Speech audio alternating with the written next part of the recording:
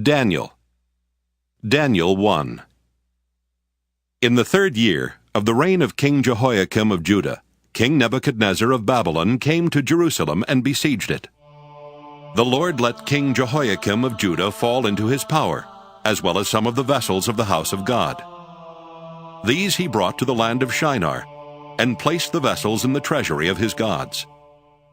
Then the king commanded his palace master Aspenaz to bring some of the Israelites of the royal family and of the nobility, young men without physical defect and handsome, versed in every branch of wisdom, endowed with knowledge and insight, and competent to serve in the king's palace. They were to be taught the literature and language of the Chaldeans. The king assigned them a daily portion of the royal rations of food and wine. They were to be educated for 3 years, so that at the end of that time they could be stationed in the king's court. Among them were Daniel, Hananiah, Mishael, and Azariah from the tribe of Judah. The palace master gave them other names. Daniel he called Belteshazzar. Hananiah he called Shadrach. Mishael he called Meshach. And Azariah he called Abednego. But Daniel resolved that he would not defile himself with the royal rations of food and wine. So he asked the palace master to allow him not to defile himself. Now God allowed Daniel to receive favor and compassion from the palace master. The palace master said to Daniel, "I am afraid of my lord the king. He has appointed your food and your drink. If he should see you in poorer condition than the other young men of your own age, you would endanger my head with the king."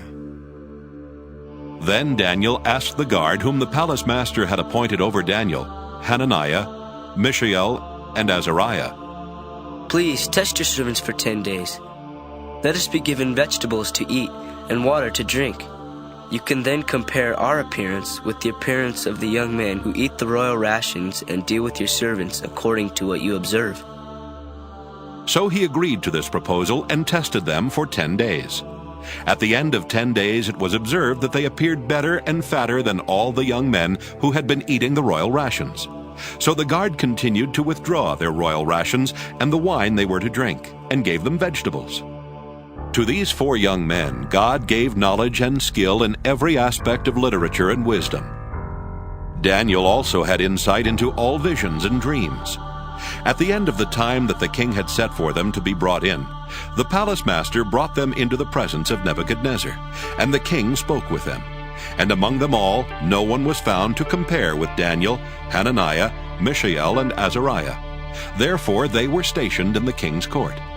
In every matter of wisdom and understanding concerning which the king inquired of them, he found them 10 times better than all the magicians and enchanters in his whole kingdom. And Daniel continued there until the 1st year of King Cyrus.